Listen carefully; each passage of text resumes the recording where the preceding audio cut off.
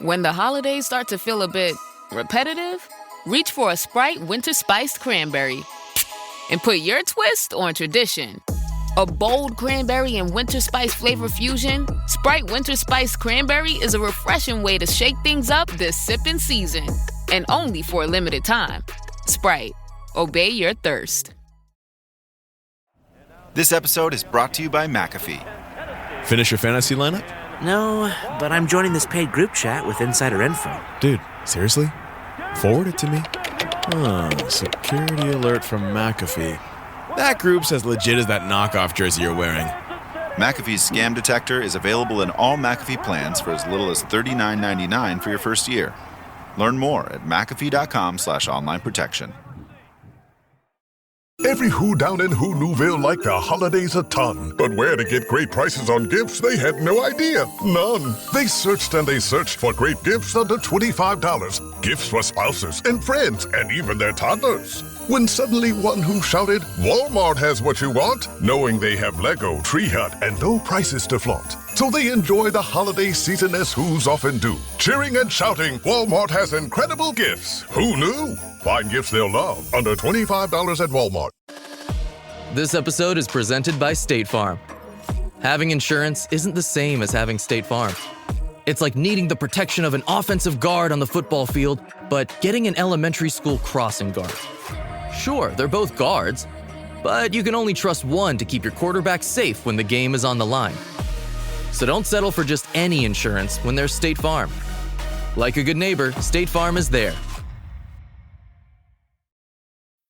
Here's my 30-second story with Guinness. As soon as my sister and I get home for the holidays, we don't even unpack. We head straight to our pub. The bartender already knows our order, Guinness and fries. We laugh all night, catch up with old friends, and walk home with faces sore from smiling. It's one of my favorite nights of the year. That was my 30-second story with Guinness. Guinness Draft Stout. Please enjoy responsibly. Imported by Diageo Beer Company, USA, New York, New York.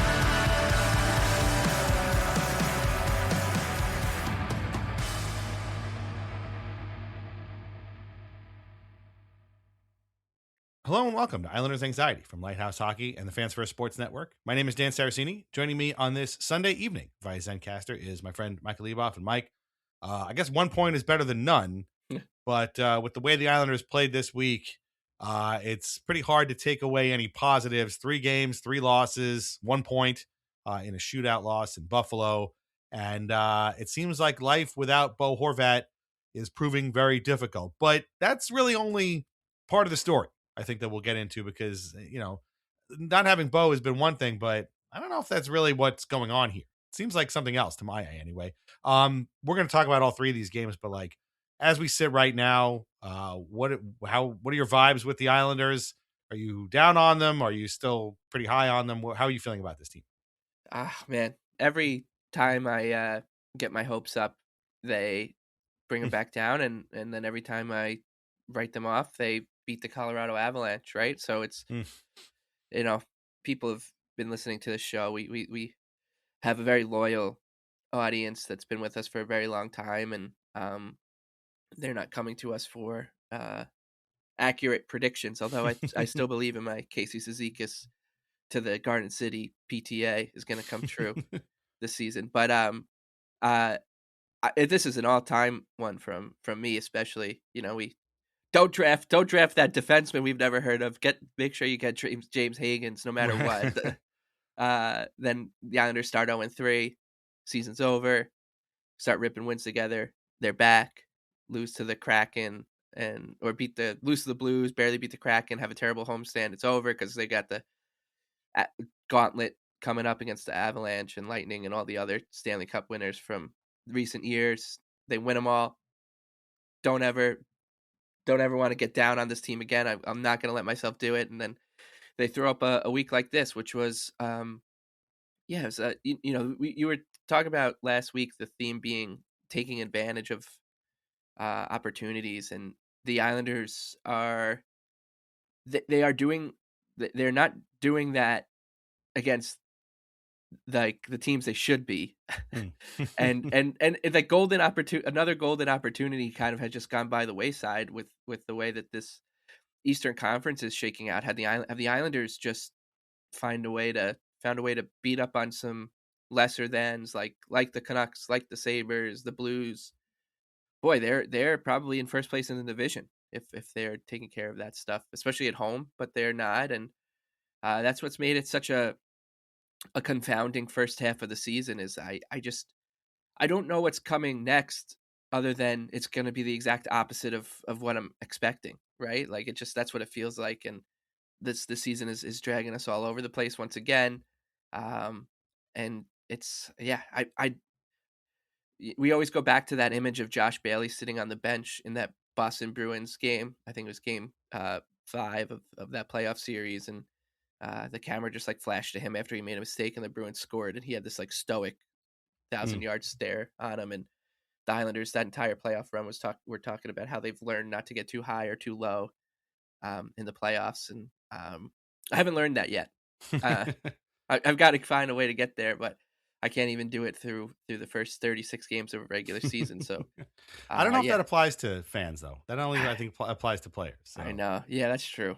I mean, and that's what we are, right? Like we are fans, only more so. And then, but it feels like the pressure is now back on. Like it felt like last week, the way that they played going into that week, the pressure valve had been released a little bit. Because you just expected, hey, worst case scenario, they'll get like 3 points against the Red Wings, Canucks, and Sabres, and that'll be that. But now there's pressure on them, and a couple of opponents coming up this week that they can ill afford to play like they've been. So, yeah, I mean, in a weird way, there's reasons to be hopeful, optimistic, cheerful about the way the season's gone, and at the same time, there's plenty of reasons to be quite worried. So. We can dig into all of them as we go ahead for these next 60 minutes or so. Yeah. Last week we were like, okay, Bo's hurt, just stay above water. Like you have to kind of figure out how to get some wins here, despite not having one of your best forwards, really your best forward all season long.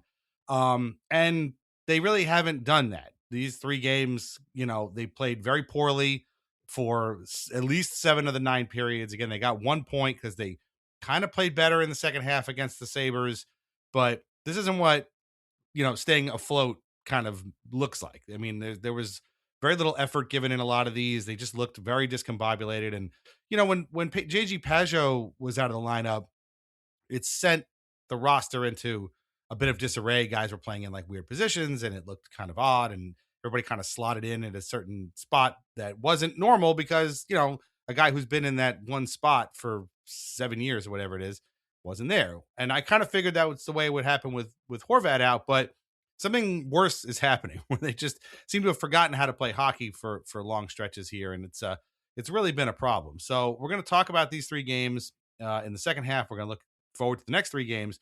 Then we're going to talk about an article that came out this week about UBS Arena's attendance. And then we're going to have some fun with the Rangers before we close it out. Reminder, before we dive into all of that we are on Patreon at patreon.com/IslandersAnxiety.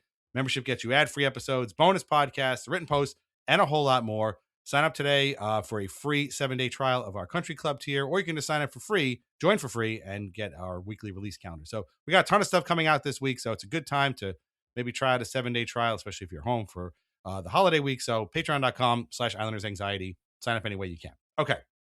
I'm going to run through these 3 games all in one block very quickly because there's not really a ton to talk about in each individual game. And then we can kind of just take the whole week as a whole and kind of discuss it because a lot of these games had a lot of the similar DNA. So it started on Tuesday with a 3-2 loss to Detroit. Emil Heineman scored early in the first period, makes it 1-0 Islanders. And it kind of stays that way through 2 periods. Ilya Sorokin was great, but then the third period was a complete disaster. Detroit scores 2 goals in 52 seconds. Scott Mayfield ties it with a sick goal rocketing down the slot completely out of nowhere. But with a couple of minutes left, takes a penalty. Alex DeBrincat scores off of an Ryan Pulock block, makes it 3-2, and that was it. That was pretty bad. They looked pretty tired. They looked really slow all game.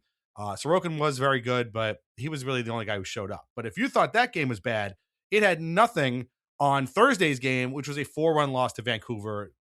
Patrick Waugh called this one of their worst home games, if not their worst home game of the year. It was 3-0 Vancouver in the first period, one from David Kampf, his first point in 14 games with the Canucks after being, terminated by the Leafs and then picked up by Vancouver. This was his first point in 14 games. And then 2 goals by Kiefer Sherwood. Completely embarrassing period. Yeah, they scored with about 5 minutes to go. Lee in front. Nice feed from Richie from Barzell. Make it 3-1. But then Sherwood completes the hat trick, makes it 4-1, and that was it. Completely awful. Just a shit effort from top to bottom. That Demko was very good also, which made a comeback even harder. But then the next night, everybody's like, oh, this is, it's good that we get back at it the next night. The next day, I should say, in Buffalo, for the first period and a half, it looked to be exactly the same. It would end up being a 3-2 loss in the shootout. It was pretty bad. Dahlin goes coast to coast, splits the D, makes it 1-0 Buffalo. In the second period, Tage Thompson drives to the net, sneaks one behind Rittich. I don't know, for some reason there was some controversy over this. I don't look pretty good to me.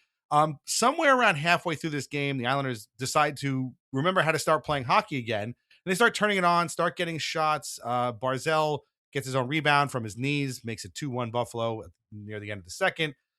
In the third, they're pressuring with 28 seconds left. They have a power play, and the goalie is pulled. So a 6-on-4, Heineman ties the game at 2. It's pretty much all Islanders in overtime, but they can't solve Alex Lyon. And then the shootout, Barzell scores a sick backhand goal, but Jack Quinn and Josh Norris score for the Sabres, and that's all she wrote. With very rare exceptions, meaning basically Sorokin, I would say, against Detroit, and then David Rittich and Barzell against the Sabres, and really the second half of that Sabres game. This week was a revolting display of almost hockey. Like, it was hockey, but it really wasn't. Like, and this is what I was saying before, and I'm going to throw it to you in a second. Like, taking Bo Horvat out of the Islanders lineup is a problem. Don't get me wrong. But like what we saw this week wasn't just a team that was missing its top forward. It was a team that had literally looked like they forgot how to play hockey. Like, they were just chasing every single team in every game. And like the Canucks, who in fairness have played very well since trading Quinn Hughes, like, were basically globetrottering them for the entire game. And it's like, okay, you broke the shutout, but I mean, that was about it. I mean, that game had no redeeming qualities at all. And again, Sorokin was great against Detroit, and Rittich, quite frankly, was very good against the Sabres. And, Barzell was out there trying to do stuff, but like, this was bad. This was as bad a week as I can remember. Like, these guys look like this was like if these were 3 preseason games, you'd be like, wow, these guys got a lot to work on. It's December. Like, we'll get to how the standings shook out, but like, am I reading this kind of is very poorly, or are you in agreement that this week was just straight up awful for these guys? Yeah, and it's coming off of the high that they dealt us over the first half of this month, and some really gutsy performances. The 3 wins against the Lightning, right? And the last game they played before this little 3-game swing, they didn't play brilliantly against Tampa, but they kind of just showed a lot of character to eke out a win. And against once again, without Bo Horvat, without Kyle Palmieri and Romanov, and but they it was almost like they felt the same way we did, which was it's okay if they take a week off. Like, I can't be mad at them because of how good I feel right now. And I feel like every time we get to that point, of course, the Islanders do what they do, which is remind you that they're the Islanders, right? Like, they're not going to sustain those highs for you in a way that teams like the Avalanche or Lightning and Panthers, etc., can. So we got to deal with it. And that Tuesday game, I felt was a classic. It was like the pressure was completely off. Like, you don't want to lose a game ever, but with the way that they were playing, the amount of hockey they're playing, the injuries they're dealing with.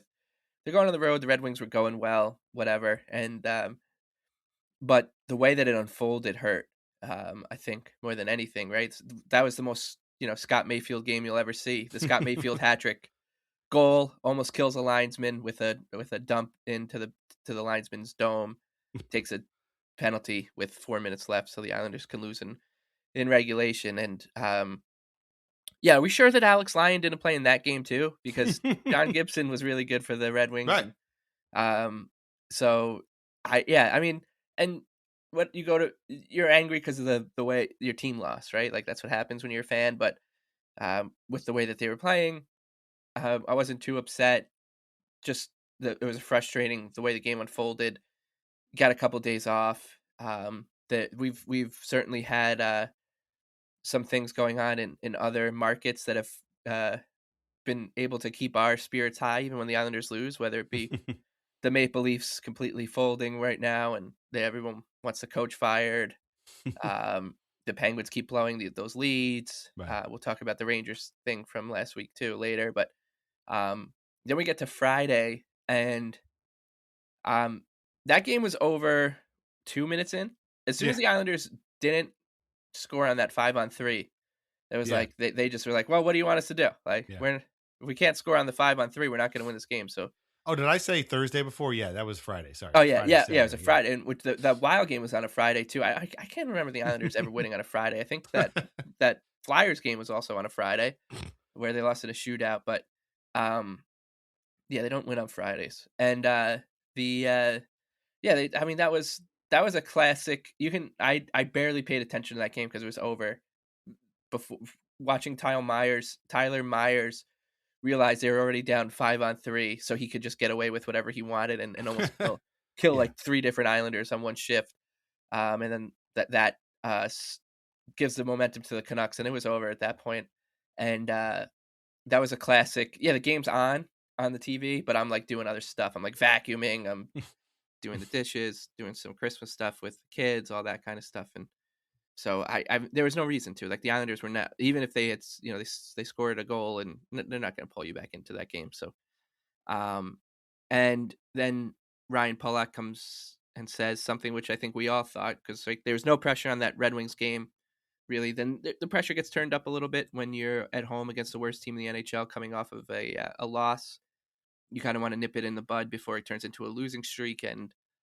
But it's not like a must win, and neither was the Sabres game. But the Sabres game obviously has a lot of pressure, and Ryan Pulock even, I think, went as far as saying it's probably one of the biggest games of the season for them so far. And I liked seeing that because I felt the same way, and they didn't come out that way at all. They came out like it was a pretty low stakes affair, and it wasn't until, as you said, like midway through that game, really, they started to realize how important it was to get something out of this one. And to some of their credit, like they did. And I think you nailed it, right? There's many more passengers this week than there were guys pulling the rope, and it's been the usual suspects, right? Barzal and Sorokin, and I mean you can even throw the fourth line was doing its thing again. It didn't really help or hurt, but Schaefer, etc. But the rest, the kind of middle of the team was kind of non-existent. And as you can probably hear from my voice, I'm sick, and you've been sick. Feel like I've been sick for 3 straight weeks, and maybe they're dealing with something, I don't know. But it was a disheartening few games here, and now the pressure really gets turned up because a bad week coming up, or a bad finish to 2025, and the Islanders could have some serious work to do to get back to what we've been asking them to do, which is to like just stay in the fight, let the other teams drop off, right? Like I keep looking at the standings, and you see like teams like the Flyers and the Penguins, the Bruins, the Red Wings, the Canadians, and you're like, oh, they'll eventually taper off, right? And but maybe the Islanders, that like when those fan bases are looking at the standings, they're like, oh, the Islanders are gonna come back down to earth. They're not gonna stay up there, and we'll take their spot. And maybe they're right. So they need to figure out if they're one of those teams, or if they're actually gonna be a dog in here and try to scrap and claw their way through, because the opportunity is still there. Like it's clear as day that this conference is just waiting for somebody to establish itself, or establish themselves, I should say, as like the teams that they're in, right. And the Islanders could be one of those teams. They could have been one of those teams by now. Like they could have had a really nice cushion, but instead it's down to like 1 point. So, Right.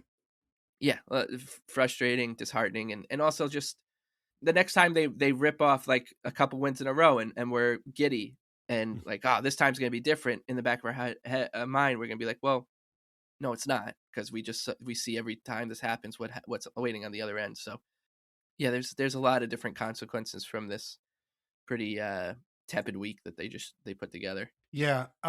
What's funny is that the standings haven't really come home and sort of like really bitten them, because like you said, it's really, there's only 1 point really separating them as of right now anyway from second in the division. Really, the Hurricanes are the only team that has sort of kind of started to separate itself from the rest of the pack. Everybody else is still in that same exact pack, although sometimes the faces change. At one point, the Islanders went from the second wild card to back to third in the division because the Flyers lost in a shootout to the Rangers. And so, and for a minute they were ahead of the Islanders, and all of a sudden they were behind the Islanders. And so things, as bad as they played on the ice, things could be a whole lot worse. But like you said, they also didn't take this opportunity to really get back to basics and play these teams, that they could beat even without Bo Horvat, and take the points that they needed to. Because again, all three of these teams, in fairness to them, were playing well when the Islanders played them. So maybe it's just luck that, or bad luck in the Islanders case, that they just happen to play these three guys while they were going well. I mean, even the Sabres had won, 3 in a row, I guess, at one point, or I think they won 3 in a row, and then the Islanders made it 4 in a row, and they're playing tonight against the Devils, and I think they even might have a lead right now. So, they're going well. They have a new general manager now and a new assistant general manager who both interviewed for the Islanders general manager job during the summer, which I find uproariously funny, and nobody else seems to have pointed this out at all. That, hey, when didn't these two guys interview for the same job like back 6 months ago, whatever, 7 months ago? Kind of funny. Anyway, so maybe that's just bad luck. I saw people taking away some positives from the Sabres game. Again, they did seem to turn it on in the second half. Barzal played really well. He earned his goal and got the assist on Heinemann's game time goal. Then he had that sick shootout goal. Schaefer. So I ended up watching the Sabres game, kind of a condensed replay, because I was at AEW Dynamite on 34th Street on Saturday. So I kind of caught it later on, and I thought Schaefer looked okay, but he was really bad in against Vancouver. So I mean, that's a bit of a rebound game for him. He was absolutely terrible against Vancouver. I was almost wondering, like, if you're a Canadian fan watching this, you're like, oh, let me get a look at this kid. People keep talking about he's going to be on Team Canada, maybe on Team Canada for the Olympics. And I would have been like, what? Maybe it's one game, but he looked really bad. So, there were maybe some positives to take away from it, but overall, you were given a part of the schedule. I'm sure when Bo got hurt and they knew they were going to, put him on IR. By the way, we still have no idea when he's coming back. I'm sure they're going to practice on Monday. I'm sure there'll be an availability. Maybe we'll get some clarity on that. They do have 3 games coming up. I'm sure they looked at the schedule and were like, okay, we're not going to have Bo, but we're playing the Red Wings, we're playing the Canucks, and we're playing Buffalo. Like, those are 3 games that, with some, discipline, and we stick to our game, and we minimize their chances against us, we can come away with some points. And they came away with 1 point, again, courtesy of, just a shootout loss. So this could not have gone the way they thought it was going to go.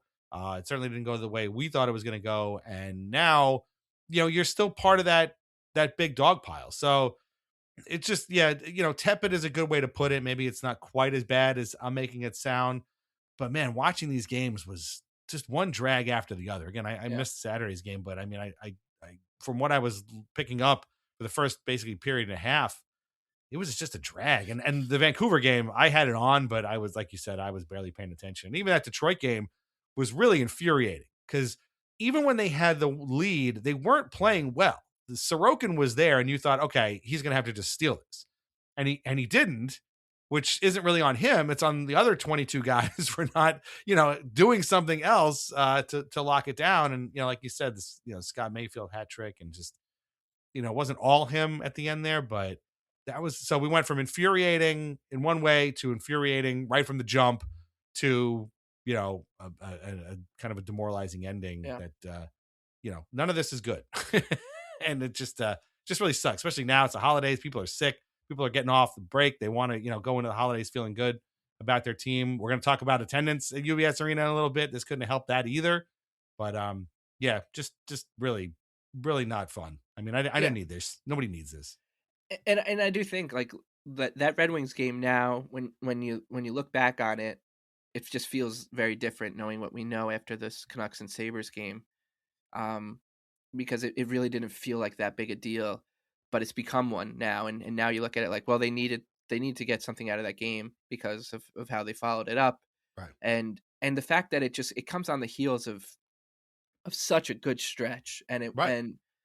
and that's really the thing that's so frustrating about this season has been, like I keep saying, that I just want to go full bridled enthusiasm and optimism, because they just, before that Red Wings game, they had won 6 of 7, and the 6 wins were against the Lightning 3 times, the Avalanche, the Vegas Golden Knights, and the Ducks. And the Ducks and the Golden Knights were literally trading the Pacific Division lead back and forth all season. So it was division winner, Stanley Cup champions week for the Islanders, and then they just throw up a very nondescript loss to the Red Wings, one that we'll basically forget all the details aside from the Mayfield stuff, and that's now snowballed into this, and that's what's so, yeah, I don't want to keep having to have my guard up, right? Like I want to walk out of UBS Arena or get off my couch after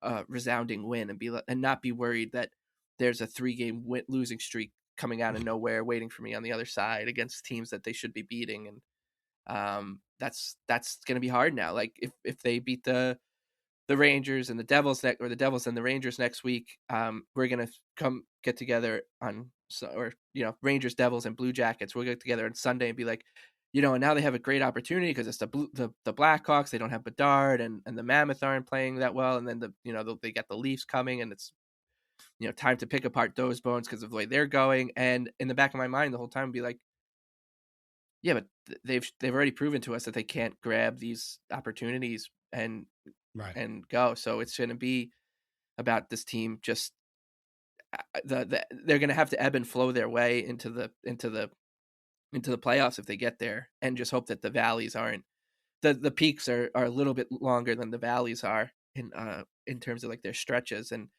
so far they have been. I mean, they're third in the Metro right now as we speak. The Rangers are playing Nashville right now, and could end up tied with the Islanders in points, depending on that game goes. But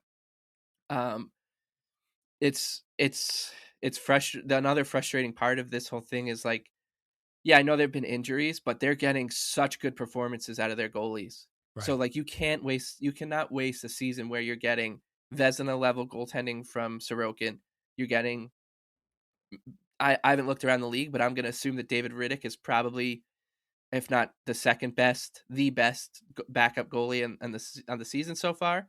I know the Wild are getting great goaltending from their guys, but like Riddick is as far as like a true backup guy, like you can't, he's exceeding expectations wildly. And then you're getting standout performances from Barzal, and obviously Schaefer's been incredible in Horvat before he goes down. So Heineman is like found money at this point. Like, it's crazy. Heineman is he's got 12 goals.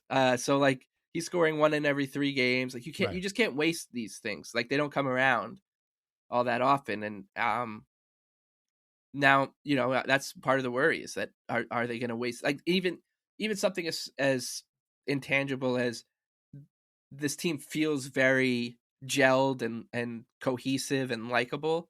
Like you just don't want to waste a season like that where things are sort of pushing in the right direction, and we're really close to the halfway point of the season.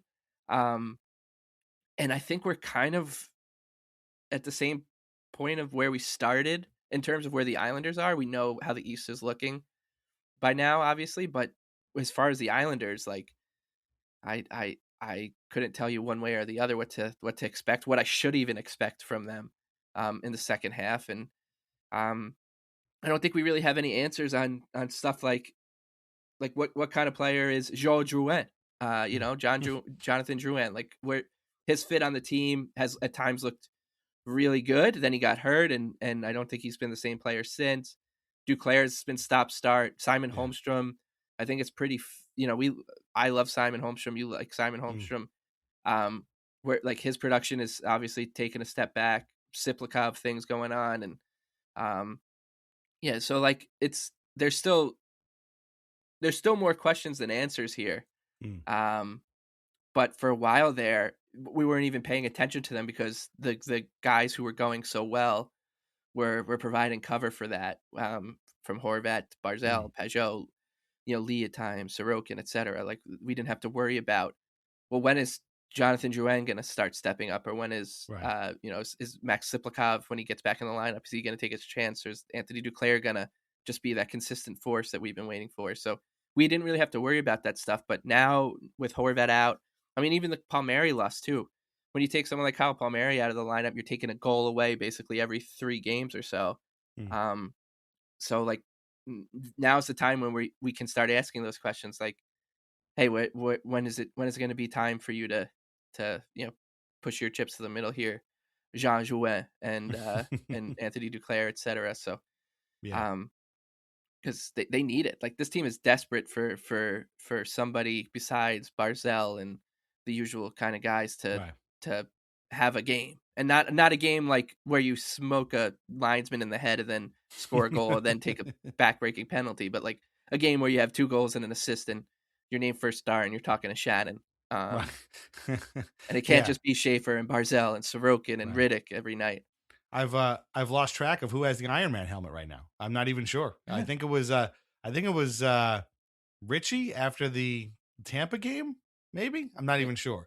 But you're right. I mean, they need somebody to step up, and we're at the point now where, guys like Drouin, like Duclair, frankly, like Tony DeAngelo. Like I keep hearing about, like, well, he's in the lineup because they can help the power play. I mean, is he though? Like he's got 13 points in 35 games, which is 1 less than Pajot and 2 less than Pulock and 3 less than Pulock. 3 less than Drouin, actually 4 less than Heineman, who we just were praising. So like, there's this kind of like, committee of guys that are all okay, but nobody is sort of like stepping up and joining that class of guys like Horvat, Barzal. I mean, Schaefer. I mean, where would this team be without Schaefer? Like that's a frightening concept. Right. Like, I'm not the first person to have asked that either, but it's frightening. And then on defensive end, like, Marshall Warren got called up. He's back in, was back in for the Buffalo game. Travis Mitchell went back to Bridgeport. Like, these guys aren't like, the game didn't hinge upon them, but like, what's going on with that spot right there? I think we're all about done with the Adam Boquist experiment. I think we could all move on there. Sometimes it looks like Cal Ritchie's going to step into that spot, and he hasn't really so far. I mean, it's fine. He's been playing good, but he hasn't really kind of put the scoring, on. He's got 4 goals and 4 assists right now. So like, they're going to need that, or else it's going to be a problem. And, the funny thing too, is like, we're talking about the East.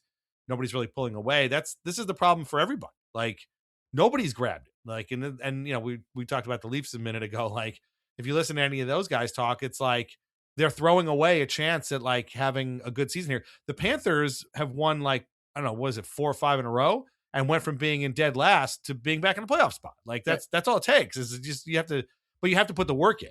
You can't just hope that Sorokin steals you 2 points. Like, you have to go in and put the work in. And this week, these guys just, outside of, again, the half a game in Buffalo, these guys just didn't put the work in. And that's the thing that I started saying off the top. It's just like, I get that Bo Horvat's not here, but man, you got to look like you're prepared for this. They looked slow. They looked tired. They looked very unprepared for these 3 games. And that's the worst part of it. Like, I get that Bo Horvat's not there, but you can't just throw your hands up and be like, and chase these guys around like a dog, or like a cat chasing a dog. Like, it doesn't work that way. You gotta put some effort into here, and they have chances coming up where they can maybe do that. I just want to touch on another thing real quick. People want to have the discussion about the trade deadline. What should they do? Where should we go? We talked about this a little bit on our last mailbag over at the Patreon, which is that I said I didn't want to talk about the trade deadline. It's March 6th. It's like 3 months away. I don't want to talk about it right now because a million things could happen between now and then. But that's where 3 games like this get you. Should they trade Pajot? What should they trade Lee? What if they're in a playoff position? Well, you still got to trade those guys. Well, you can't trade those guys because they're in a playoff position. It's probably going to be because of those guys. These are all conversations that people are having because they have lost. Like, yeah, some people had those conversations before, but it was like, you know what? They're winning. Just let it go. Whatever. It's fine. Now these are becoming serious concerns. And again, I don't particularly want to talk about it. I thought, although Art Staple did mention on the Tri-State Hockey podcast on Friday, he was like, listen, if they're in a playoff spot, they're not trading Pajot and they're not trading Lee. So I am in agreement with him. But it's just not where you want to be. And again, this East, any one of these teams could be in the playoffs. Like when the season ends in April, whatever, any one of these teams could be in. Like, and that's where you want them to stake their claim. And this would have been a good week to do that in spite of a terrible injury loss, but they didn't. And so now they got to do it again next week against 3 division rivals, which let me tell you, really sucks. But if they can pick up, but here's the thing, if you pick up, let's say 5 out of 6 points or even 4 points from these games, all of a sudden you're looking a lot better. And next week's episode sounds a lot better. Yeah, we're right back to where we were before the Red Wings game, and we're having the conversation of let's not get fooled again. But that's the bummer. And I will say that like to me, the fact that the standings look this way is also a harbinger of a playoff, like a tournament where if you get in, you have a chance, right? Like it's not like in years past or if you're going to be in the West and what was the Daryl Sutter quote where he's like, yeah, it's just, they're going to waste everyone's time for like 2 weeks if you're playing the Avalanche or something like that. I remember that now. Like, it's not going to be that. It's like you could say the Hurricanes are the class of the conference right now, but they can't get a save. Like I think the Islanders are in a better spot than they have been in previous years. And I think that everybody is pretty much beatable in the Eastern Conference by anyone else. Like, right. I mean, even the Sabres, right? If the Sabres somehow get into the playoffs, they could, if you get in, you definitely have a chance in this conference right now. And I will say, like, the one thing that I would certainly be okay with is if the Islanders do, God, I can't believe I'm saying this, but like the Maple Leafs, when they picked up Troy Stetcher, like I do think the Islanders could use like a fresh body on the blue line, specifically someone who can, just play that you can rotate in with Tony D or be the Adam Boquist, because clearly they don't trust Boquist enough on his offhand, because he was playing him and Mayfield both righties, and I'm sure that Scott Mayfield is not an easy partner to play with when you're on your offhand, and we saw that I think in the Canucks game too. And so like can they find a lefty defense, very nondescript left-handed defenseman, just to see if that provides like a little bit of a jolt to the blue line right now, because I think they could use it. Travis Mitchell was fine. Marshall Warren's been fine when he's got the tap to come up, but I do think that just a move like that, someone, Mike Riley, right? Like that kind of, or hell, Tony DeAngelo when he was wearing number 4, right? Like those, just both of those moves, and Boquist even when he came in, like those moves helped kind of spark the team a little bit, and I do think they could use something like that, because it is pretty clear that the third pairing needs some work right now, and also like I've been totally fine with the way that the team has been coached, so to speak, for the season, but the Sabres game, the coming off the Canucks game, that's the type of game where you can feel free to start mixing and matching stuff, right? Like you start doing stuff, start tinkering, and because it seems like the team was kind of crying out for that, and maybe they've been a little too slow on the trigger finger for that kind of stuff. But yeah, I would suggest those would be the kind of things I'd be okay with right now. And rather than, the trade for Austin Matthews is going to come, right? Like we'll wait for that one. But right now, yeah, bring it like a warm body that maybe hits the waiver wire or something that can just do a job on that third pairing. I think could actually be quite helpful for this team, because it's a weird, they're in like this weird spot where they don't need much to like take them to the next level. At the same time, I don't think that they need much to go wrong to really start spiraling out of control either. So they're in this kind of weird area where they're just like there's a trap door on the stage, and there's two trap doors, I should say, and you just don't know which one they're going to go in because it's a little hairy. But I mean, it's this team doesn't need any crazy stuff. And I think that what's been so fun about this current Maple Leafs malaise is that their problems aren't like concrete fixable. It's a lot of like attitude. Is he hurt or is he not? Do they hate the coach? Have they quit on the coach? Like you can't just figure it out. I don't think that's the case with the Islanders. I just think it's pretty clear as day what their issues are. Like they're missing their best goal scorer, which is always going to be a problem. And they're missing a couple other important bodies. And they just need one upgrade on defense. Yeah. And I think that if they do that, they stabilize a little bit and they'll start picking up points more consistently and not just being the streaky team. They've essentially just turned into the Brock Nelson of hockey teams, where they get white hot and then they kind of just disappear for a while, and then they get white hot and you're like, this is the best player in the world, and then they disappear for a while. So yeah. No. And the other thing too is like if you're one of those folks, and I totally get you, where you don't want them to make any trades or anything, or lose assets and stuff. I think that's fair, but I also think that the kind of player you're talking about won't necessarily cost that much. Like nobody's saying like trade one of the first round picks for this type of player. What did they give up for Robert Bortuzzo? Like, right. Yeah. Like whatever that is. We see where he is. Yeah. Yeah, exactly. He's hurt somewhere. But yeah, I think trading a third rounder next year or whatever is perfectly fine. I mean, there are some teams, most of them in the West, that are for the most part out of it right now. And I think, a player could come in, and you never know. Maybe again, you find something that is worth keeping for next year or something like that. And somebody that ends up being around for a while. But unfortunately on the defensive front too, we also found out that Isaiah George was hurt again in Bridgeport. I don't know what his status is, but I know he left the game in a lot of distress on Saturday or Friday. I forget what it was. So, he's not going to be available. Hopefully Marshall Warren gets a little bit more runway, because I did like him the first time he came up. So, it's a lot. And again, just selfishly, it's not the kind of way I want to go into a holiday week. But the Islanders do have a chance to kind of pull it back together and get some points again against some division rivals. So we're going to take a break. We're going to come back. We're going to talk about those games, and then we're going to talk about attendance at UBS Arena and who can and cannot watch a tribute video from the New York Rangers. So meet us on the other side. Thanks. And now a word from our sponsors. VintageIceHockey.com. Over 100 classic hockey logos on t-shirts, jerseys, hats, mugs, and more. Long Island Ducks, Albany Riverettes, Danbury Trashers, Kentucky Thoroughblades, and so many more. Plus a full line of Islanders Anxiety merch, with our portion of the sales going directly to the Center for Dementia Research. These incredible items cannot be found in stores, so shop VintageIceHockey.com today. Relax, sit back, and enjoy wine from The Pinot Project.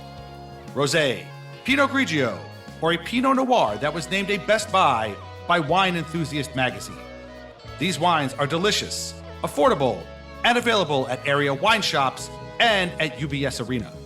Learn more at thepinotproject.com, and please drink responsibly. Does it ever feel like you're a marketing professional just speaking into the void?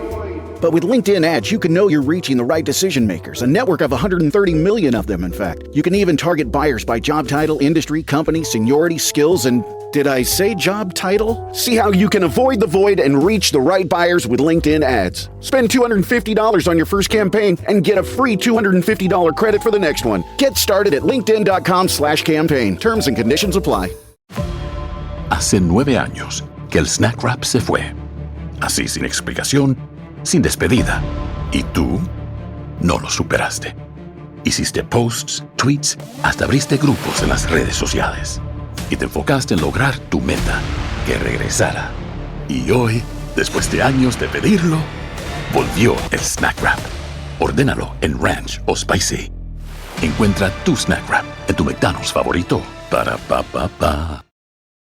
The Hyundai Getaway Sales Event is on now with awesome deals on their most popular models, including adventure-ready SUVs like the Hyundai Santa Fe and Santa Fe Hybrid. There's also the stylish Elantra, packed with the latest tech, or go electric with the Ioniq 5 or Ioniq 6. Visit HyundaiUSA.com or call 562-314-4603 for more details. Hey, Fidelity. What's it cost to invest with the Fidelity app? Start with as little as $1 with no account fees or trade commissions on U.S. stocks and ETFs. That's music to my ears. I can only talk. Investing involves risk, including risk of loss. Zero account fees apply to retail brokerage accounts only. Sell order assessment fee not included. A limited number of ETFs are subject to a transaction-based service fee of $100. See full list at fidelity.com/commissions. Fidelity Brokerage Services, LLC, member NYSE, SIPC. 'Tis the season to cozy up with all your favorite holiday movies and shows. You coming? Where? To the North Pole, of course. Like A Very Jonas Christmas Movie and Home Alone on Disney+. Did I burn down the joint? I don't think so. Then snuggle up with The Polar Express and National Lampoon's Christmas Vacation with Hulu on Disney+. I think we're all in for a very big Christmas treat. This season, there's something for everyone with Hulu on Disney+. Bundle subscription required. Terms apply. Visit disneyplus.com/Hulu for details. Okay, real quick, here's what we got coming up this week. Obviously, you're listening to this on Monday. On Tuesday, we're going to be having a Country Club Atmosphere episode over at the Patreon.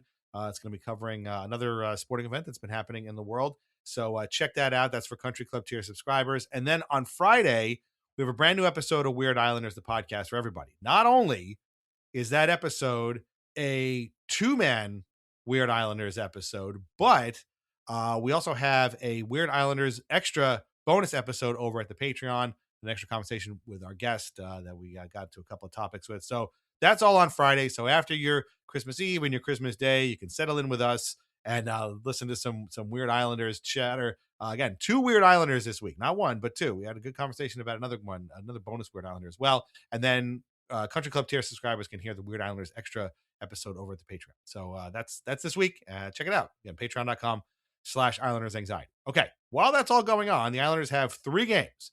One on Tuesday, in which basically the entire league is playing. Games actually start at 4 o'clock that day. So if you're home, throw on one of the NHL games. But they are playing the New Jersey Devils at UBS Arena at 7 o'clock. They have off for Christmas Eve and Christmas Day. And on Friday 26th for Boxing Day, so good on them.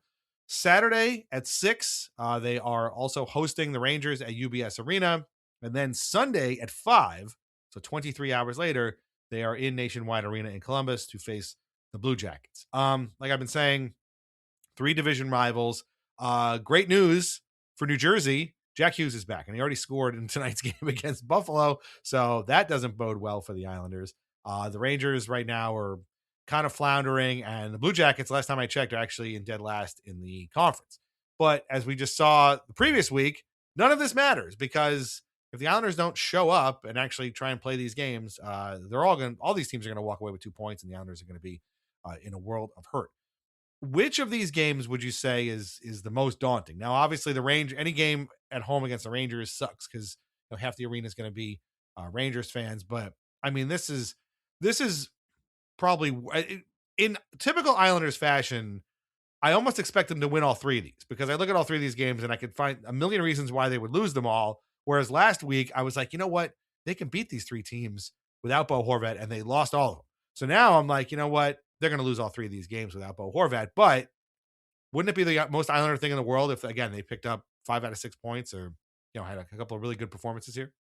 Yeah, I am hoping for it, and I'm not confident that it's going to go that way. As you said, Jack Hughes is back, and makes the Devils obviously a completely different proposition than what they've looked like. You lose that game and you're going into a Ranger game the day after Christmas or the day after Boxing Day, whenever it is. And it's essentially a must win because the Islanders would have lost 4 in a row, and you can't lose 5 in a row if you have your sights set on a playoff game, and it's a back-to-back too. So you lose that game, and 24 hours later you have a very much a must win.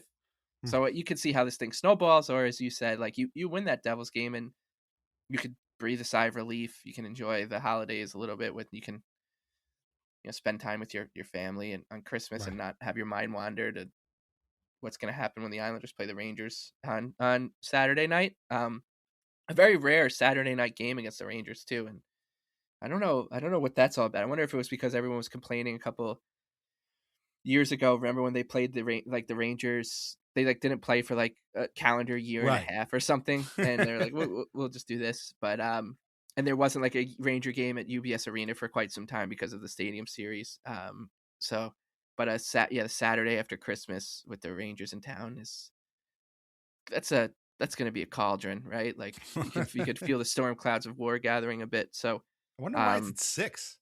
And That's it's so a weird. 6:00 start. This has been a theme of the years that they just don't play at normal times, which I will get into in the attendance thing too, right? Yeah. But why is it at 6 p.m.? I've got no idea. And it's a terrifying week. It is, and it shouldn't have been, because had they collected a couple more points against the Red Wings and the Canucks, it's just not a terrifying week. We're like, well, this is a chance to step on their necks rather than we got to stay alive week. So and the Horvat thing certainly looms large. The fact that the defense seems a little unsettled all of a sudden because the bottom pair just isn't clicking yet. It's terrifying, and you hope that they didn't really show any signs of coming together. Usually you see these things coming a little bit, and they didn't really show any signs that even when they were losing those games, and Patrick Waugh was we're playing fine. If you ask me, we are playing better than a lot of the games in which we won, and then they rip off a few wins in a row, and you're like, oh, you saw something coming. This doesn't feel like that. So, I'm nervous. I'm pretty nervous for these games, and I got to go full blown optimist for 3 or 4 days, and it was bliss, but it's gone. Yeah, no, seriously. Well, I don't want to get too far ahead, but after that Columbus game on the 30th, next Tuesday, that they were at Chicago, and that's actually their 40th game of the year. So game 41, I guess, is on New Year's Day. I should have said, against Utah. They're hosting Utah, which is also kind of weird. So that's the exact middle point of the season. So it'll be funny to kind of look back and be like, man, what a wild ride that first half of the season was, and now it looks like X or whatever it is. So we don't know. And again, if Monday after you listen to this, they announce that, oh, by the way, Bo Horvat is going to be back in the lineup against the Devils, well, then all bets are off. Then they have a much better chance of winning. But if he's not, maybe he comes back against the Rangers. He takes the extra couple of days off. I could see that too. So I know he was skating, but he didn't travel with the team to Buffalo. So who knows what that means. But again, like we've been saying this whole time, Bo or no Bo, you got to act like you can play hockey. And I don't want to watch these guys chasing Jesper Bratt or Mika Zibanejad around the ice, or Zach Werenski is actually hurt now, so that's a problem for the Blue Jackets. But I don't want to see them chasing whatever Blue Jacket, Adam Fantilli or whoever, around the ice. We saw that 3 times this week. They were chasing Alex DeBrincat, and then they were chasing who's the new guy, Marco Rossi, and then they were chasing Rasmus Dahlin. I don't want to watch that anymore. I want to see these guys being aggressive, pushing the play, and basically just standing up for themselves and being like, no, we can win this game. And give it a shot. Maybe something happens. Maybe you actually do win, and you don't just let your goalie try and pilot the ship here. So they are going to need their goalies, but they're going to need everybody else on deck too, Bo or no Bo. So Tuesday, 7 against the Devils, Saturday, 6 against the Rangers, and then Sunday at 5 at Columbus. So a completely insane, psychotic week of games and times, and just all sandwiched around Christmas and Christmas Eve. So isn't that great? Okay. So, speaking of UBS Arena, an article came out this week at Newsday, written by Andrew Gross, with the Islanders head of business operations, Kelly Cheeseman, about growing the fan base and sort of the issues that have arisen with UBS. And he was brought in, Cheeseman was, to kind of address this and grow the Islanders fan base now that they have this sort of stable home. And it caused a bit of a stir. There was a lot of talking about this. Our buddy Joe Buono and Chris Botta did an Isles Fix podcast that had a good talk about this. So check that out if you can. It's called Quick Fix Podcast. Check it out. I think it came out on Thursday. This article, I think, came out on Thursday as well. I'm not sure, Wednesday. But here we are talking about it. And before we dive into it and chop it up and, take issue with issues, things here, I do want to say, kudos to Kelly Cheeseman and Andrew Gross for printing this, for having this article, because I think it is important. It's a good dialogue to have. It's good to know that they're talking about it. It's good for us to know that they're talking about it, and it's good for us to talk about it and kind of open up these ideas. Not that anything we say here is going to really matter much, but, I think it's good that people who are frequent game goers can talk about it. They actually had a response article as well with some fans who were like, talking about what their experience is like at UBS. And I think it's good that this is out, and then we can talk about this. But that being said, some of the stuff here I thought was kind of funny. Cheeseman had spent a long time with the LA Kings. He had 25 years association with the Kings. He was part of the AEG Sports group that I guess runs the Kings, and I think runs their arena as well. And now he got hired here in November to help build the fan base. And he says stuff like, "I'm a builder. I look at the market of Long Island and its totality, going from Brooklyn and Queens out to Montauk. There's 8 million plus people here. We're strong. I would call it from UBS Arena out to Montauk. We've got to be better in Brooklyn and Queens to grow the audience, and we've got to grow this fan base here. We need a stronger, more marketable fan base. We need to become younger, more diverse, more female as quickly as possible to complement the core audience that is already strong with the Islanders. Those are the new audiences that we are growing constantly around the National Hockey League. We're older and less diverse than the NHL." I want to start there. And, some of the stuff he says is true. I mean, it's always, diversity is good. Like I think that they should want to get more people from Brooklyn and Queens and more female fans and more younger fans. But at the same time, and shout out to my buddy Paul at work, who he and I were talking about this too. Like, if you look around an Islanders game, I mean, it seems pretty young. Right. There's a lot of kids at these games, right? I mean, kids now, I think, take up more of a percentage. I mean, obviously I don't have any numbers in front of me. I'm sure he does, but like, it seems like kids and younger people take up a much more of a percentage of Islanders fans now than they did even just a few years ago. Because, think about this sort of Lou Lamoriello era started 8 years ago. So like, if you are in high school now, that means that for the better part of your adolescence, when you started watching the team, they were pretty good. If you're going to college now, that means you've had almost like 8 years. You were in junior high when they started getting good and going to, the semifinals and stuff like that. So I don't know. Am I crazy? Like, you go to more games than I do. You talk to more fans than I do. Am I crazy, or does it seem younger already? No, I do. I think so. And so the nuance and the caveats and all that, just to get out of the way, is like, Kelly Cheeseman is here 6 weeks or whatever he is. He's coming from the Los Angeles Kings, who play in the Los Angeles sports market. And he's a business. He's on the business side of operations, right? So he's not sitting there being like, yeah, we need to improve our third line center, because he's got nothing to do with the on ice product. He's got to figure out the business. He looks at the New York Islanders as like an LLC. Right. We look at the New York Islanders as the team that like Adam Pelech is skating around for, right? It's very different the way that he's coming from it from almost the exact opposite where we are. He's looking at the Islanders as if they're staples, right? That's what matters to him, is the bottom line and profit and loss and making his bosses happy. So with that out of the way, I found this to be milquetoast in terms of like, I think if you asked the president of business operations of the Memphis Grizzlies, they probably would trot out the same exact kind of stuff, which is, yeah, we got to get younger and more diverse and more agile, and we want more females and all that kind of stuff. Because I think that's just, every team, you could be Real Madrid, you could be the Toledo Walleye, or you could be the New York Islanders. You're going to want those things because they're generally just good for business. Right.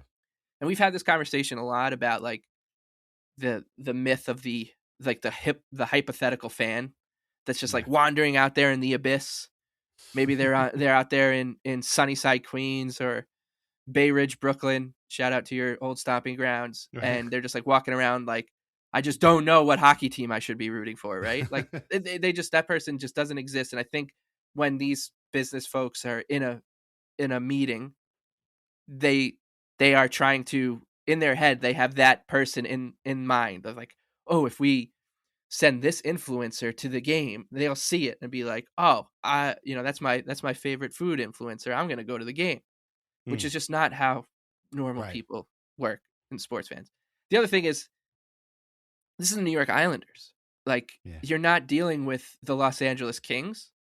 So like the problems that the Islanders face in those kind of, if you're going to make those issues a priority, you're going to have a lot of trouble accomplishing whatever goals you're going to want, because it's the New York Islanders.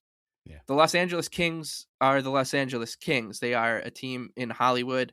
They are a thing to do. They are a place to be seen for celebrities. If you're a celebrity who enjoys hockey and now lives in Los Angeles, you go to Kings games, right? Like that's just, the Islanders are just not going to be that. They're not going to be the cool, like whatever. They're just not, right? Right. Kenny Albert's not going to say like, oh, look who's in the building tonight at a New York Islander game. It's just not going to happen. That's the other team in town. So I think that this is part of what's, we've said it before. I've said it a lot, like the disconnect, I think, between what this team is, what this team is all about, and what this fan base cares about, compared to what the people in charge think we should or we do care about. There's a huge disconnect there. It just is, and it's plain as day. Like, yeah, if you want this team to get, as to your point, to your friend's point, if you I used to go to games at Nassau Coliseum, and you couldn't run. You could walk around the concourse the entire game, and I would be 14 or 15 years old, and I would see like 6 other kids my age or younger. Right. Because it just, they were bad. Like they were bad for my coming of age years, and in my adolescence years, like my high school years, it was an absolute circus. And now I walk around and you can even hear it in like the sound of the cheering in the audience, in the crowd, right? It's higher pitched. Yeah. I think. And it's something I noticed, actually. I was going to say that to you and Mike at the Lightning game, is I feel like it sounds different because there's so many kids. It's awesome. It's great. And Emily and I brought Isla into the city. There was people wearing Islander stuff in the city. I would go into the city all the time in high school, and I would be the only person with an Islander hat in New York City anytime I went in. And so like I think they've already done those things pretty well as like they could have reasonably been expected. Now the real stuff is like, stop making your core fan base, like stop irritating them. and I think that that's something that they're missing out on, because they're so enamored by the goal of whatever, what Cheeseman was laying out, which is it's a noble goal. That's probably sound business, but I don't think it's reality. It's just a easy thing to explain upstairs, right? Like if you're the owner of the Islanders, if you're Scott Malkin or the guy or Reese Witherspoon's boyfriend or John Collins, and this guy comes in and says, I want to get younger and more diverse and go after Queens of Brooklyn because there are millions of people there, you'd be crazy. You'd be like, oh, that sounds like a terrible idea. You're like, oh, wow, that's great. Like, you're hired. Because that's an easy thing to say. But in as I said, in reality, it's like you need to foster some goodwill with the people who are still showing up to games, who are buying the jerseys, who are schlepping in from Lake Grove or Smithtown, taking trains, planes, buses, and all sorts of stuff to get to the arena, because they love the Islanders that much. Because you lose them, that's when the real problem is. Like when these people start to feel indifferent. So, and it all comes down to like the success of the team. If the Islanders are good, if they're making playoff runs, people are going to show up. People from those boroughs, from the outer boroughs, or hell, from Staten Island, wherever the hell they're going to start coming to Islander games because that's how it goes. But yeah, so I get it. Like this is kind of what I would have mad-libbed if you told me that they were doing this interview. This is kind of how I would expect it to read, but I still think it misses the mark still. Because once again, this is the Islanders. Like this is a community like team. It's not the Nashville Predators where they're the team for Tennessee and that whole region, or they're not the Dallas Stars where they're just part of this huge metroplex, right? They're the Islanders. They're in the suburbs, and they are an incredibly important thing to Long Island itself, as well. So like you need to that should be where you're getting your wins from, and they're not getting those easy wins of just, hey, let's just take care of these people who are going to show up, and let's make sure that they're going to show up again next year and the year after that, because that leads to youngsters and such as well. Right. You know who I thought of when I read this, and I'm actually kind of surprised that you didn't mention him through that. And I 100% agree with you too. Like there is a fan base that is here that I think needs to be listened to. So you already covered that, so I don't think I need to get it too far into that. But the person I thought of the most while reading this article, and I've read it like 3 times now, was Brett Yormark, your good friend, who you yes, I thought the same thing too. Yeah, and I was like, do I want to say it? And I was like, I got to give this guy more than 6 weeks to prove that, Yeah, but I get it. Yes. I'm with you. And like, it's a little unfair for me to like, he probably is, I mean, I'm sure he knows who Bet Yormark is because they're both like C-suite CEO types, but I don't think he knows like his association with the Islanders. Like, was he still the Big Ten president or whatever? Yeah. Big 12. Yeah. You Big 12. Yeah. Yeah. Anyway, but you're right. That is unfair. It's a little unfair of me to say that, but like, to your point, like it sounds Yormarkian. Yes. And we've heard this kind of stuff before, like you just said. And like these kinds of guys that are brought in and they are very successful at these kinds of jobs, have a way of speaking that almost feels like it's AI. Like this isn't how like normal people speak. Like, we need to get more diverse. We need to bring in people from Queens. Like, yeah, okay, that's true. But we're also like human beings. Like we're not numbers on a spreadsheet. Right. And so, and especially with this, and again, like I'm all for a more diverse, more widespread Islanders fan base, but this team, I think, sort of defies a lot of maybe conventional thinking when it comes to the normal ways that team builders and like, franchise people and CEOs and marketing folks kind of operate. Because you've got people here that have been fans of this team since 1972, right? They've been driving to games in their station wagons for 53 years, buying a hot dog and a $15 seat and booing, Derek King or whoever that year's Derek King is, and then piling back into the station wagon and driving home. Like, and the funny thing is, like, I'm joking about, being fans since the 70s and like Derek King or whatever, but like, how 6 years ago this team was playing in Nassau Coliseum, which was the same exact thing. So maybe it wasn't a station wagon. Maybe it was a Kia or, a smart car or a Tesla, whatever it is, like your modern car, and doing the same thing. It's like college students and it's families. And it's like, we are, for better or worse, used to a certain way of doing things. And I think I said this anyway, when we were talking about like uniforms, like the Rangers, or I don't know if I don't think I said this. I thought this, but I didn't think this. Like whenever I see somebody kind of throw up like an Islanders jersey concept idea, I generally hate it. And like any kind of talk about like what kind of third jerseys do they have? So they bring back the orange jerseys, they bring back I hate these conversations, even though, I was in favor of like the retro reverse fisherman and that kind of stuff. It's cool. But like my issue is that this team is always sort of thinking forward or thinking, what's next? What should they be? What should the Islanders brand represent? What this team, I think, needs to think of, and the way it needs to portray itself, is as an original 6 team. And I know that sounds crazy because they were not an original 6 team. They weren't even an original 12 team. But if you take this team's sort of mentality is very much rooted in the early 70s, like when there were only 3 TV channels, and one of them hopefully was Sports Channel, and you could watch Islanders games on it, or maybe there's a couple of games on WOR Channel 9, and you could watch a couple of games there. And so like this is very much a fan base that is used to an easy trip to the game, a simple kind of experience with a couple of food options and a certain ceiling of price that feels appropriate.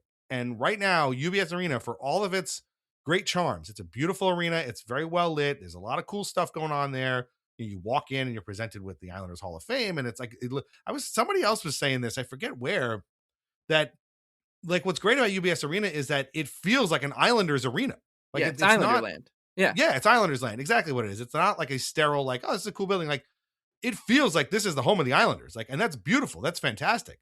But, I was thinking about going to that Devils game, and you and I were talking about this before, and now I'm like, I don't know. I mean, like, the cheapest tickets I saw were like, I can get 2 for like $56 a piece, which isn't bad. But, it wasn't long ago when I could have gotten those seats for $25.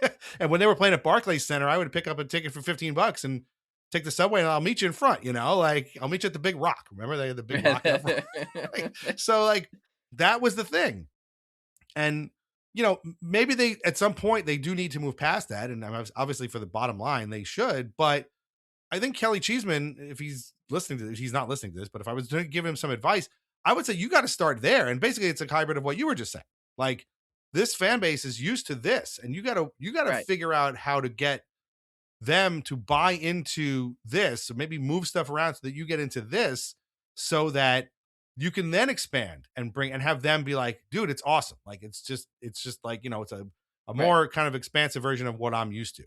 And there's things you could talk about, like the parking was obviously a big deal that came up, and how this is all done, the trains and things like that. And like, to me, one of the things I thought of was, I think the Emerald lot should be free. Like, they're making you walk half a mile to the stadium. That parking lot should be free. Like that would be a very Islanders thing, because if you remember, because I know you used to do this too, we used to park at Nassau Community College, and you used to take your life into your hands and run across, was that Charles Lindbergh Boulevard to get to the game. And like, it was an arduous journey that was kind of far, but the rationale was, hey, at least I park for free, right? And it's part of the experience. Right. It's part of the experience. Like, I think they need to, rather than say, isn't all this cool new stuff great? I think they need to find a way to be like, this is very much like the experience you're used to, the experience you remember, the experience you had with your family growing up. Yeah, there's some tweaks to it, but generally speaking, we're trying to give you what you're used to, and then they can kind of move out from there. I mean, is that crazy? No, like, I think that's exactly right.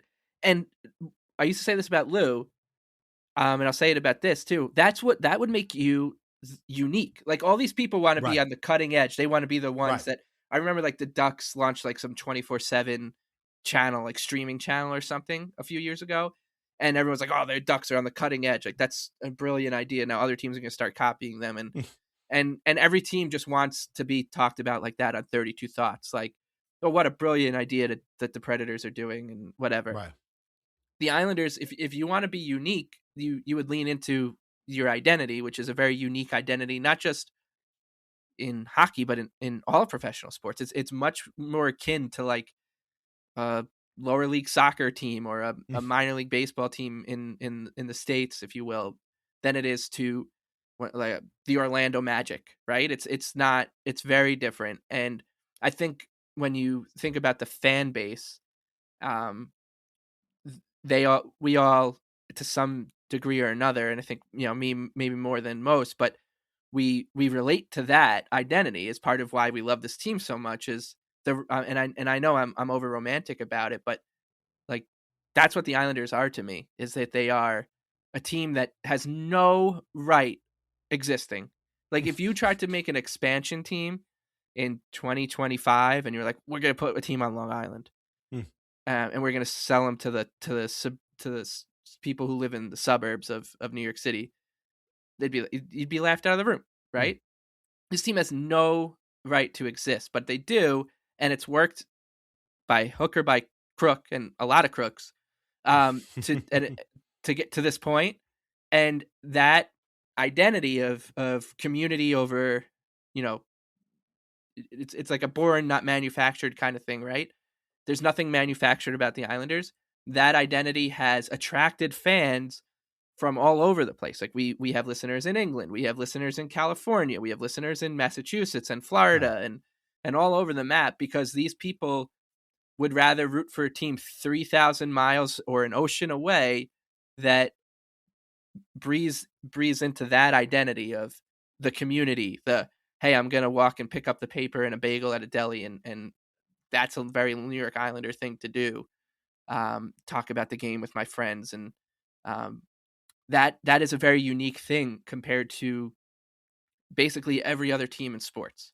And if you lean into that and you realize that it's a gold mine for marketing, for for everything. You can you don't need to have like a master's degree in business, sports management, or sports marketing, or economics, or anything to know how to market a chip on your shoulder, a chip on your fan base's shoulder, or a fan base like this, because it's very easy. Like, and it makes people jealous. How many times when the Islanders would have playoff games at Nassau Coliseum, and when they went on that run, and you just would see the clips of people throwing beers on the ice, and outside of Edzo, who's clutching his pearls and worried about everyone's safety, everyone's like, that looks like that's the best place on earth. At this given moment, I'd want to be nowhere else but Nassau Coliseum throwing a beer at Anthony Beauvillier. And like that's the Islanders, right? Is that we march to the beat of our own drum, and that is an absolute gift to somebody in this position, because we've already done the hard part. We've already separated ourselves from being, just the Washington Capitals or whoever. Like we're already different. So you don't have to worry about that hard work of differentiating yourself and coming up with like a unique plan for a very Islander plan. We've already done that for you. Yeah. You just need to figure out how to, the people who are showing up, you just need to make them happy. And it's not that hard. It's really not that hard. Right? We're not like Ranger fans expect like a certain, I don't know, je ne sais quoi that comes with their tickets. Like they expect. They expect the white glove service. Yes. That these guys are trying to give Islanders fans who just want a hot dog, cheap parking, and a team that hits hard. Yeah. Like, that's it. Right. Exactly. Yeah. And cheap parking, or just look the other way while I park for free down the block. Yeah. That's it. We're the kind of people who will do the, a little glad handing with an usher and tip them to move up a couple rows, that kind of stuff. It's a very much we take care of our own ecosystem. Right.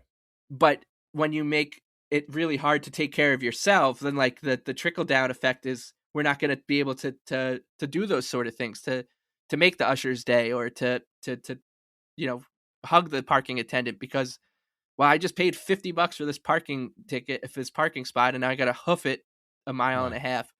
I can't waste my time catching up with the parking attendant or anything like that. And I think that they need to let that breathe. And it's obviously not just Cheeseman. He just comes out that, this article is timely. So that's why we're talking about it.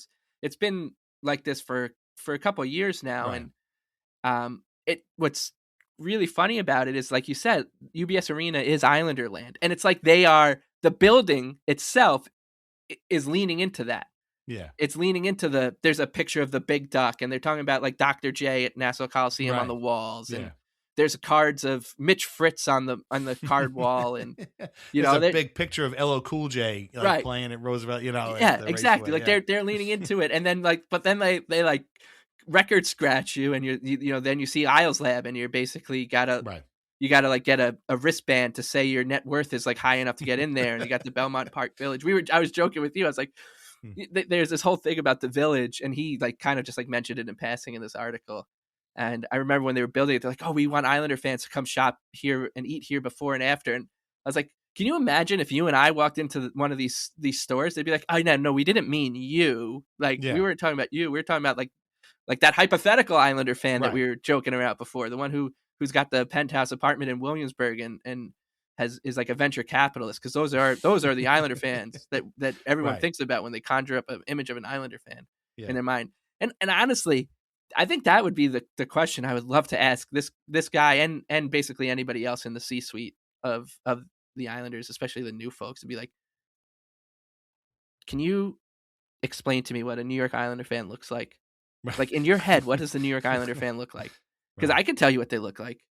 But can you? And I really wonder what they'd come up with, because I don't think that they'd understand that you're dealing with some of the best cigarette smokers you've ever seen in your life, right? Like, this is a little different. So I mean, it's classic business stuff, right? Like, or sports is a business. No, to you it is. To me, sports is just part of my life. Like, this is a very important thing, and there's like none of that in any of this, which is like it's a little frustrating to me. So, and I kind of had that same feeling when a much more watered down feeling of when Tavares left, and like the immediate like reaction I had of being like really mad, and then being like, oh, maybe I'm like alone. I've got to go see if other people feel the same way. And then seeing like online, everyone's like, this fucking coward motherfucker. Like, I'm like, okay, good.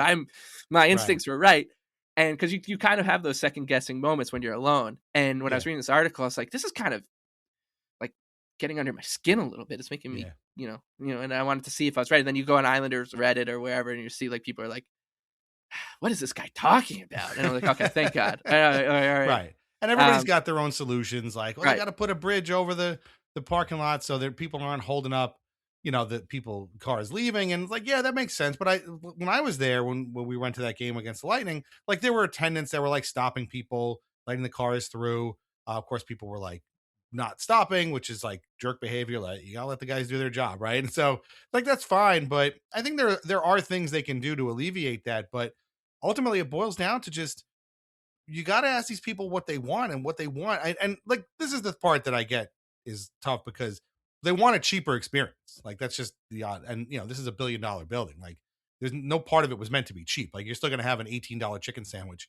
option for your dinner, which is, I get, is going to be a thing. So I'm saying that they can move it a little bit, but ultimately you have to kind of come to terms with what these people are used to and what they want. And that's how you get them on board. And then they can help spread the word to the hypothetical fans, the kids, the female fans, the people in Brooklyn, the people in Queens, like, and start saying, hey, this is the option for a cheaper ticket. The team is good. Obviously, that's another thing too. We can't forget that the team is good. We're going to get to another thing in a second about this, but it's not going to break the bank. It's an easy thing to get to. Team is good. It's a fun time, and you can learn a lot about Islanders history, and you can kind of get on board, as opposed to going to a Rangers game, which is going to cost you a lot of money. Nobody really cares. You're definitely sort of part of the corporate machine there. This is a lot more intimate. It's a lot more sort of family based, handed down through the generations, that sort of thing. Not that Rangers fans aren't, but it's some sort of thing like that. What I found funny about this article too was, like, at the same time it came out in The Athletic, there was an article about why the Maple Leafs aren't filling seats like they used to, which, I don't want to get too far into this because obviously neither of us live there and we can't really speak to it, but they have a totally different problem. Their problem is everybody knows it's expensive, and everybody's, I think, come to grips with the fact that it's expensive. The problem is that the team stinks and they're not going anywhere. And the people that want to spend the money, I think, aren't. That's my guess anyway. From what they're talking about here, a lot of it is about, the team just not being that good. And, there's just talking about how, like, nobody's really coming to the games anymore. Morgan Riley has noticed it. Oh yeah, we've kind of noticed it. There's less emotion in the building. Simone Benoit said, you used to see that in the playoffs. It used to get loud. You felt that. So like, attendance problems are not, only for the Islanders. Thank God, by the way, that UBS Arena exists, because back when the articles about the Islanders attendance problems used to come out, they were terrifying. Right. It was like, exactly. Oh my God, they're never gonna survive this. Yes, that's a great point. But it's funny that there's quote unquote the biggest team in the league and the number one market in the league is also having attendance problems, for various completely different reasons than what the Islanders are going through. Like, I think people want to come to these games. They're just sort of like, man, I don't know. Like, it's just not the same. Whereas with the Leafs, I think people are like, no, not interested. Like, I'm not going to spend $600 to take my family to a game and then watch, whatever these guys fart around because they hate the coach. Like, that's bullshit. Like, I'm not going to do that. So it is kind of funny that, one fan base, I think, would want to be there. Yeah. They would want to come if little tweaks were made. For the Leafs, it's either cup or bust, which is a whole other problem for them. But I think that, I think that this is a problem that they can solve if they just listen to more Islanders fans, basically. And yes, and it's a problem everywhere. I mean, you read these articles about the World Cup tickets and all that, the time we live in right now too. It's you wake up in the morning and it's cost you like $350. Like, it's just, that's part of the problem here. And I don't think that that's just an Islanders problem. That's an everybody problem. And but that I think that's the difference between these two fan bases right now, and is that the Maple Leafs fans are they're sick of their team. Like, they don't want to be anywhere close to it because the team's not showing up for them. Why would they show up for the team? And there's no you talked about the Rangers being part of a corporate machine. Like, so the Maple Leafs are more corporate than anyone. You can't negotiate with Rogers, Sportsnet, or MLSE to lower ticket prices because the team isn't bad. Like, you don't feel like you have that power because it's a corporation. It's a gigantic, the biggest in Canada, right? So you feel like you don't even have a voice in that in that predicament. Whereas with the Islanders, even though we really don't, part of the whole ethos of this team is you do feel like you have a seat at the table. Like, you feel like if you buy a ticket to an Islander game, or you're an Islander fan, you're an invested Islander fan, you're like one of the shareholders of, and you're like you're like, change the goddamn goal song, and your voice should be heard, and you can make more of an impact because there's fewer of us, and compared to other markets, and you do feel like your voice is a little bit louder than it would be in other places. And I think that's once again like part of what the beauty of it is, and what these guys are taking for granted a little bit, or just not picking up on because of where they're coming from. And it's just not a corporate type of team at all. Or it shouldn't be, as I should say, and it shouldn't be run like that. And I remember when they went on that listening tour, the ownership, and you think the last thing I'd want you to do is go on an NHL listening tour. You should go talk to the folks who are running the Bakersfield Blaze of the Pacific Coast League or something. See what they're working on, because that's what you're closer to that than you are to the New York Rangers. Let me tell you that. Or the Hershey Bears. Yeah, the Hershey Bears, right? How have they been? They've been so successful for so long in the friggin' AHL, right? How do they do it? How do we need to build a roller coaster somewhere? What do we need to do? We say this kind of tongue in cheek, but I do think it's a point well taken, is that's what this team is about. And I think had Kelly Cheeseman gone to Andrew Gross and said something like that, hey, we need to be more like the Hershey Bears, maybe he would have got in trouble with the owners, and Gary Bettman might have called them and been like, what the hell is this guy talking about? Did you give him Quaaludes or something? What's going on? And me and you'd be like, hell yeah, that's exactly that's what we've been waiting for. Exactly. How much are the Hershey Bears paying for parking? What's going on? But I think that's the case. And I don't know if you remember, but in the beginning of the year, one of my concerns about the team was that they felt like they were a little bit more concerned about the perception of the team and social media engagement and app downloads and stuff like that. And verbatim in this article, the first thing the point that he drives home is our app downloads are up, our jersey sales are up, and our social media engagement's up 150%. And then he's there's the Matthew Schaefer effect, but we're not gonna give him all the credit, even though he deserves all of it. I think, and it kind of, I kind of felt validated a little bit. Like, yeah, I had a feeling that this was kind of going on in the background, that this is the priorities here were, Sabres 3, Islanders 2, but we got more likes on Instagram than they did with our post game video. So who's the real winner here? And he kind of made it seem that way, which is once again missing the mark. Like, this fan base is so simple to cater to. As you said, they want to feel like part of the family. They don't want to feel like they're getting bent over the barrel, and they want the team to hit somebody through the glass, and they want to boo Derek King, right? That's it. And that's it. Like, that's such a simple fan base to cater to. The white glove treatment stuff, we just don't give a shit about it for the most part. Yeah. You want to bring Hideki Matsui to a game every once in a while, by all fucking means, do it. But the other stuff is not that important, and that. And maybe I'm like completely lost because I'm on this side of the glass and he's on that, and they're on that side of the glass, and that's just not how it works. But in my mind, I'd be doing cartwheels if that was how the fan base that I had to deal with was like, oh man, how are we going to make these people happy? We're going to have to like bring in a celebrity chef to open up pay a celebrity chef to open up like a restaurant in the building. No, you're just going to need to do like $2 hot dog night when the Predators are in town on a February night. That's it. Right. Yeah. Maybe like have Sparky hand out a free Dave Scatcher jersey or something. Like, that's all you need. Yeah. So.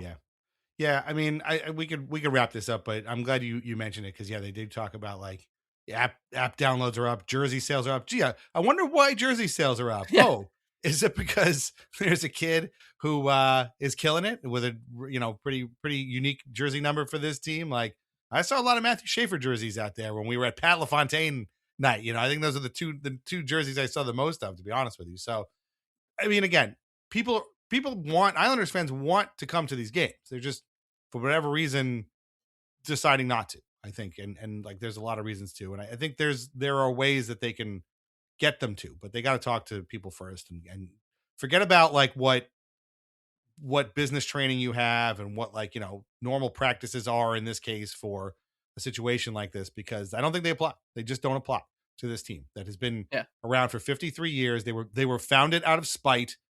They had one of the greatest teams ever. They went into the deepest of abysses with only occasionally popping their head out to remind you that they exist. And then have been pretty good for the last couple of years. And like, we wanted them to take that next step, and people want to do that, but they have a certain idea of like what an Islanders game experience is like, and they should get it. And that might not fill the coffers as quickly as you guys might want them to, but I think ultimately you're going to make a lot of new fans that way, and eventually you'll get to a point where you'll get a lot more money in and get a lot more people in. So check out the article if you haven't. Again, it came out a few days ago, so it's probably got a little bit buried on Newsday's site. And again, this is a good article. Like, it's good that it exists, even if a lot of the stuff in it is a little infuriating. Yeah, it's good that it exists because it does feel like we were kind of onto this anyways. Yeah. And like, I'm like, oh, at least now he's saying it and like coming out, and credit to him for doing that. But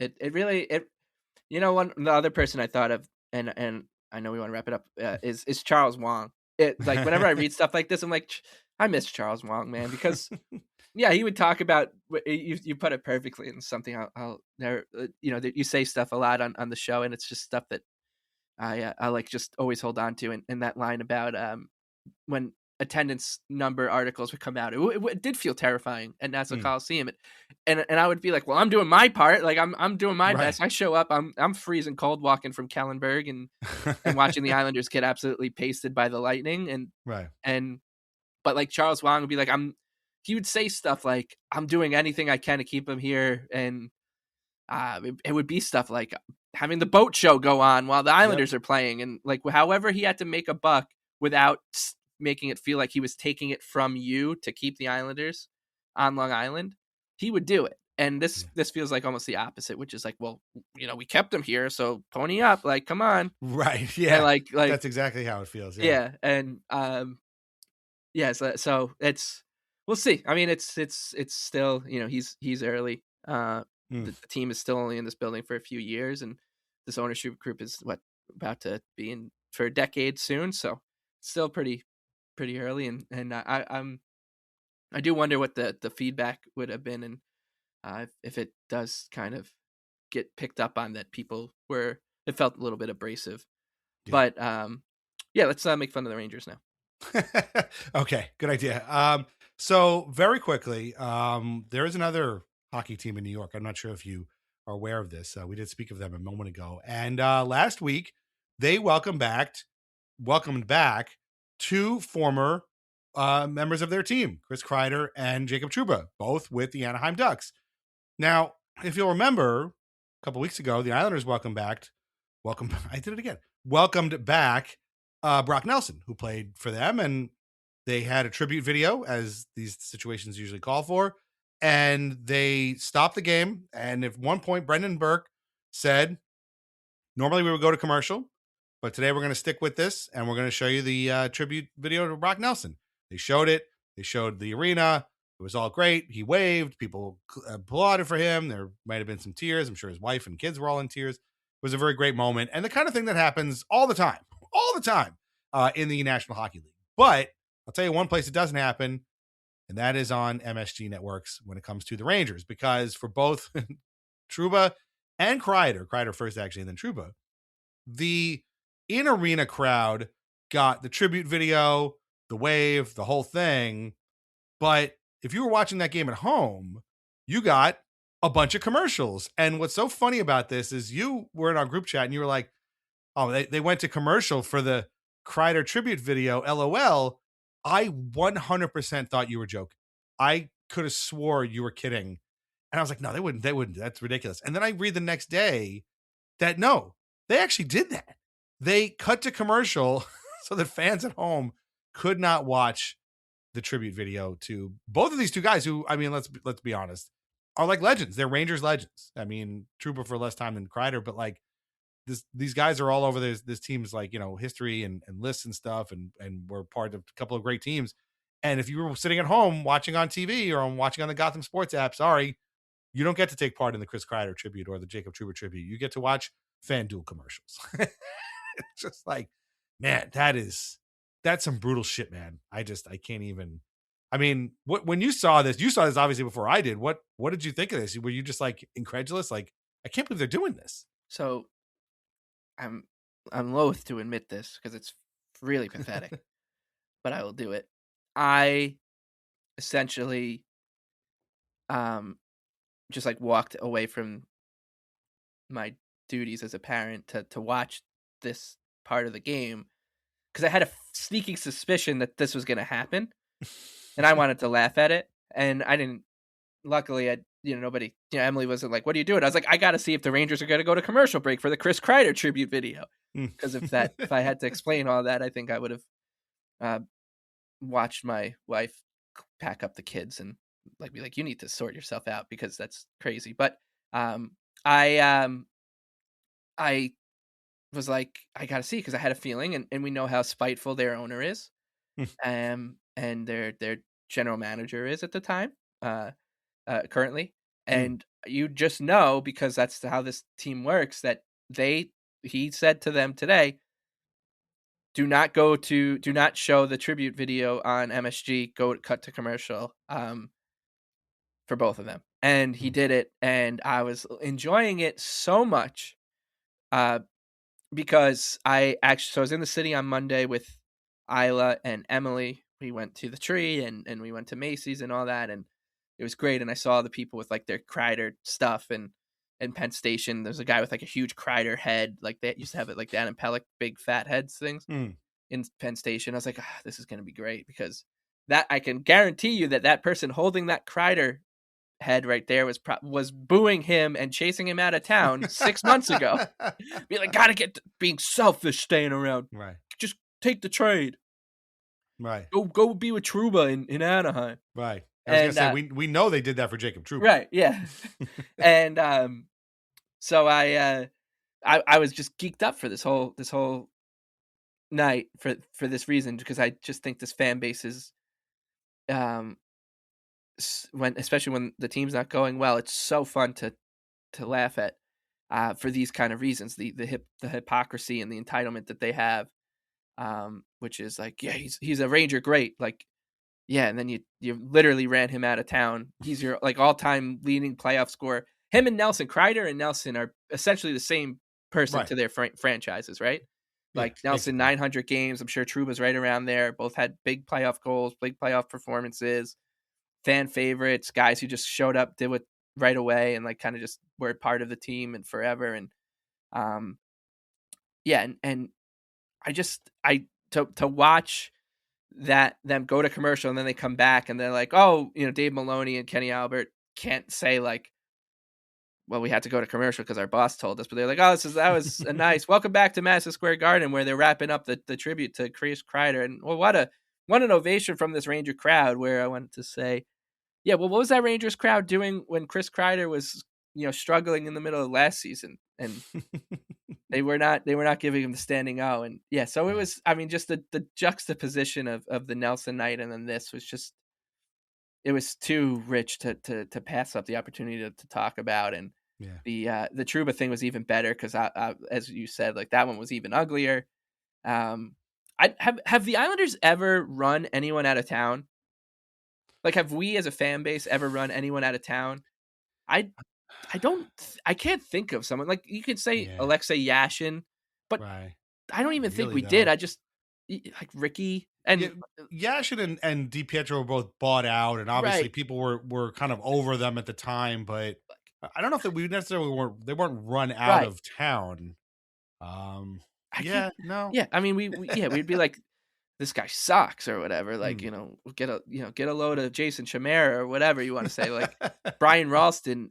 But even like we didn't run Brian Ralston out of town. We're like, well, at least he's showing up. We didn't run Andrew Ladd out of town. We ran him to Bridgeport, I guess. But he was so hurt. He was hurt all the time. Like, what are you gonna do? Like, Yeah, and I guess Ladd is like probably as close as I can think of in this era.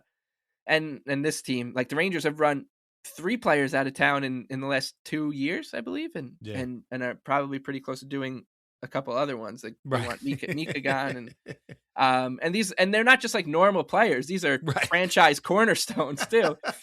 and so I found it just so rich that they come back, they go to commercial. I hope that word got to Kreider and Trouba that the broadcast went to commercial, and because they would laugh about it. And Trouba especially seems to have a pretty good outlook on how that whole situation was handled. And they like showed like a little replay of them doing the like little wave to the crowd, and Kreider's was a little longer and like waving and like looking up to, I guess, maybe where his family was sitting, and he like waved to the other bench, and Trouba like just like popped his head up and sat back down essentially. And it just made me really happy that I'm on this side of the rivalry. And it's obviously easy to say from over here, but like the more righteous side for sure. And the more I feel pretty comfortable with my moral compass as an Islander fan. Whereas if I was a Ranger fan of any self-awareness and I was watching that, it'd be like, this is awkward, man. Like I was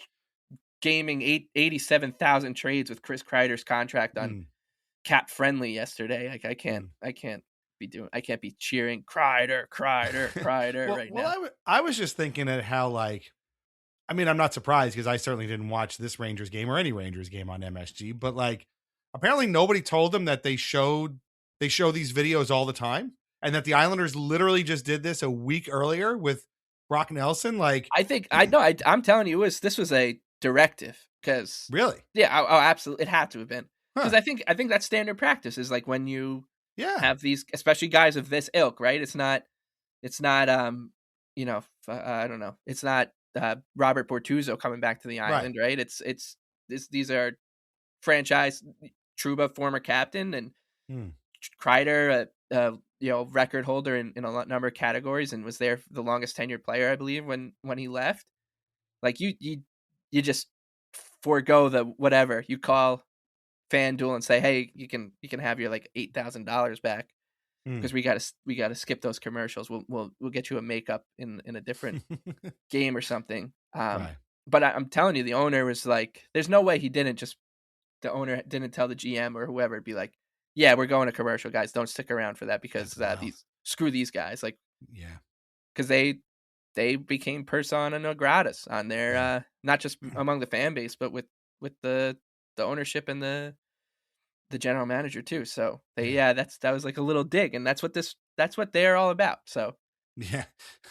Yeah, I guess you're right. But I mean, I was still like stunned that this actually happened. So when we decided to talk about this today, I went to the Rangers Reddit and I went back to that night, and there were a couple of threads about this.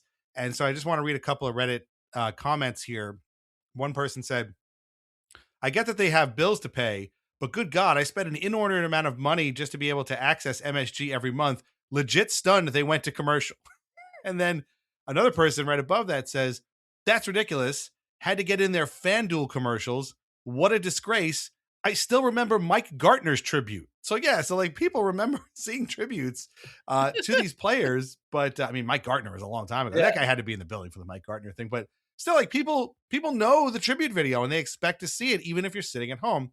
And then there was another one that I found here that somebody just writes, OMG, thank you so much for posting. So eventually somebody did post the video because it was on Twitter and YouTube and all that kind of stuff. And somebody wrote in this other thread, OMG, thank you so much for posting. These morons didn't show it on TV. Idiots. Thank you. Some of the comments were great. Everybody all of a sudden, Mrs. Kreider, not a ton of Trouba missing going on, which I think is kind of funny, which is exactly what you're talking about. Yeah, right down here. Separately, Chris Drury is a fucking terrorist.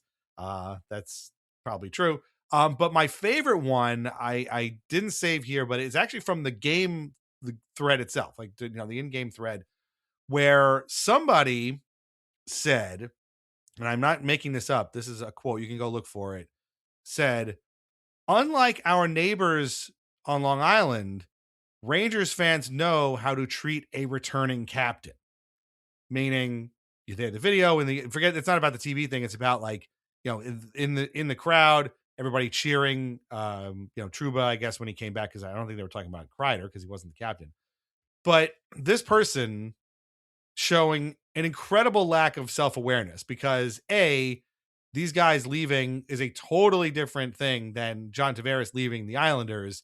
And B, at least they showed Tavares' video on MSG Network when he came back and the various emotions, the booing and all that kind of stuff, what had happened, him waving and stuff. So it is very, very different. You cannot compare these two events at all, sir or ma'am, whoever you are on Reddit.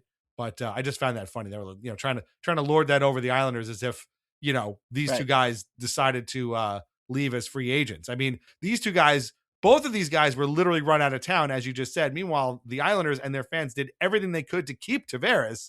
He just decided, I'm going to go play someplace else. Two situations completely different. But hey, I was sitting at home and I saw that video of what they did for Tavares. So it's also different in that case too. But anyway, very, very funny thing. And I'll never forget when you said that. I was like, wait, what? And then I found out later that it was true. That's crazy. Come on, MSG. What are you doing?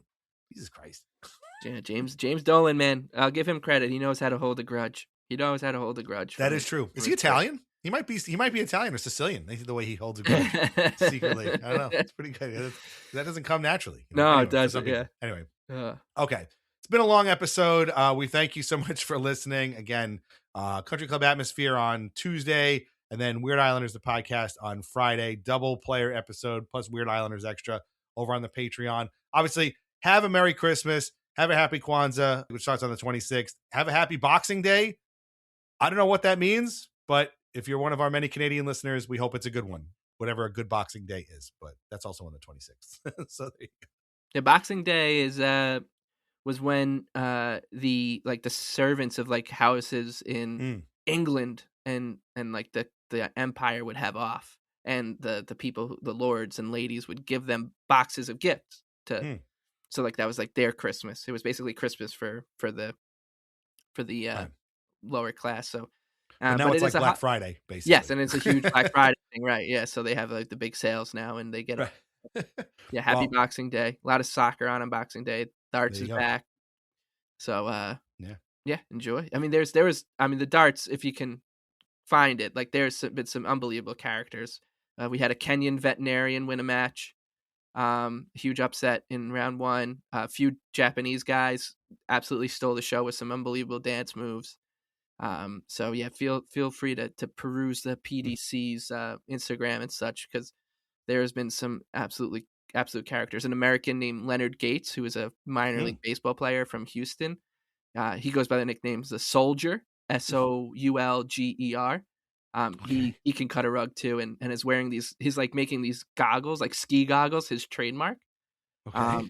So yeah, another one. So yeah, enjoy the darts, enjoy Christmas, Boxing Day, etc. And thank you for listening and letting us take you into the holidays with our I don't know, deep dive into the Islanders' business ethics. We don't do it too often, but when we do, we go deep. Yes. So yeah, it was a little podcast within a podcast, but we hope you enjoyed it. We've hope you've enjoyed all the episodes we've done this year. We're going to be back next Sunday after the Blue Jackets game. So whatever happens, we'll have some fresh opinions on it. In the meantime, become a member at patreon.com/Islanders Anxiety for commercial-free episodes, bonus shows, written posts, chats, and a whole lot more. Try a Country Club tier for free for 7 days, or join for free to get our weekly release calendar. Our theme song is Morning Haze by Family Dinner. Listen to more of their music on Spotify. Read Lighthouse Hockey every single day for your most up-to-date Islanders news and discussion. Islanders Anxiety Podcast are part of the Fans First Sports Network. Find us wherever you get your podcasts and on YouTube. Please leave us a review. If you want to give us a gift for Christmas that costs no money and takes you literally 2 seconds, leave us a 5-star review somewhere or subscribe to us on YouTube. That's it. That's all you got to do. Shop VintageIceHockey.com. Try wines from the Pinot Project. Mike, it's been a long episode. Our voices are ragged. Any final thoughts on what was a pretty bad week for the Islanders? But they could turn around with a couple wins right here. It's right there waiting for them. All they got to do is do it. Yeah, no, that's it. Just hopefully they do, and until they do, I'll be sitting in terror that letting them ruin my holiday, which I shouldn't be doing as a 35-year-old father. But I'm not that strong enough yet to let that happen. So a loss to the Devils could really put a different tone on my Christmas. So let's hope that they don't do that. Yeah, let's hope Santa brings us a win, and or at least something to take your mind off of this. But we'll be back next week. Thanks so much for listening, and we will talk to you again soon. Take care. Bye-bye.